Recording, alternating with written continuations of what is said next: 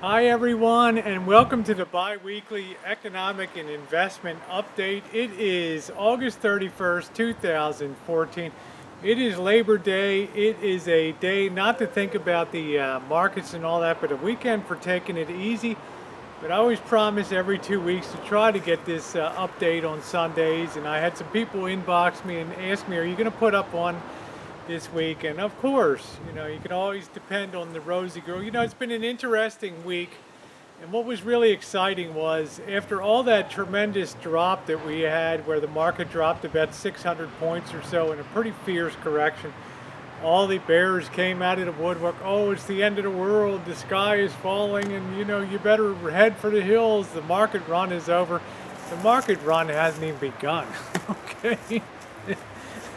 So this week they were all, after they sold before, they're all running back in, buying again. This is the importance of holding of taking a position and holding it until it comes to fruition, not jumping in and out, buying stocks, holding them because you have an idea that interest rates are low, so they're going to be going up, up, up, and that's exactly what's happening now. We've almost reached the tipping point in the market. Now, what do I mean by the tipping point? The tipping point is the point where people suddenly start to think, the public, more and more the public starts to think, geez, this stock market is invincible. They've thrown the Russian situation at it. They've thrown ISIL at it. They've thrown the unrest in Gaza and the Middle East in it. They've thrown some good economic data, some lousy economic data. And you know what? In the face of all of that, the market just keeps on rising. You know why? Because the market doesn't necessarily respond in the short and medium term to what's going on in the world around it. It responds to what alternatives do people have to put their money in. Are they going to put it into CDs? No. 0.25% interest, 1% for a 5-year. Really? Are you kidding me? Are you going to put it into the bond market with interest rates at 1%, 2% for lending money? No.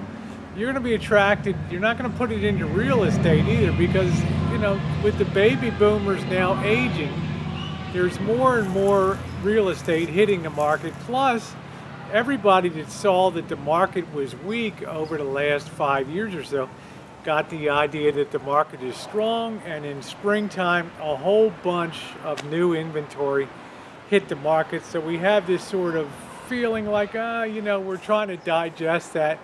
I'm not saying real estate's not a great buy, but I'm saying it's not the market, it's not the investment opportunity of today. Everything points to the stock market. This is why I say, when people talk about worldwide events, be careful, blah, blah, blah, the market's going to crash, blah, blah.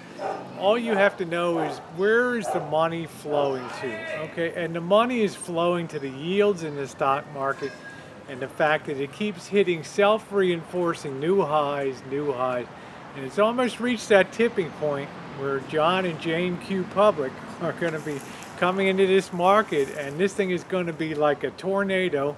It's going to be a money gathering machine to bring it in.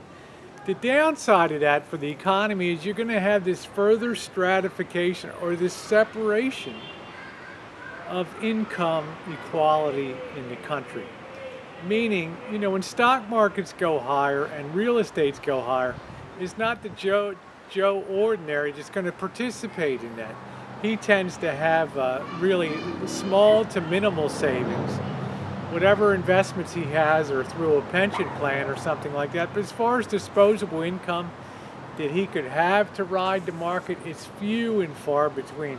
So this is one of the reasons when you have these big stock market and real estate booms, that you have this super stretching of income inequality, where the rich get richer and the poor get poorer. Not because the the middle class, is necessarily being squeezed. It's just the people with the assets and the money to invest are getting wealthier as stocks appreciate.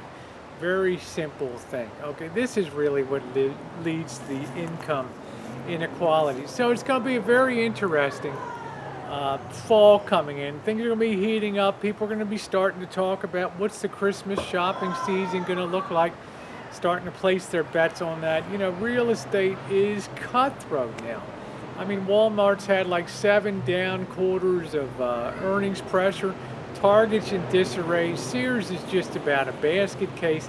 You know, it is a real estate mess out there, okay? And then you got Amazon in, selling with no bricks and mortar stores and things. It's you know, it's crazy. So it's going to be a heck of a Christmas season here.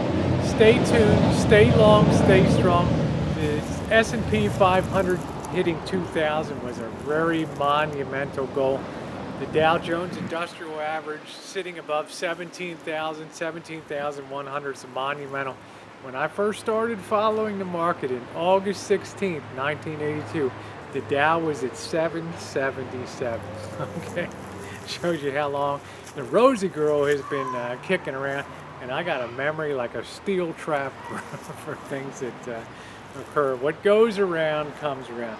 Stay tuned, guys. Stay long, stay strong. There's a fortune to be made out there. All right. Thanks so much for watching today.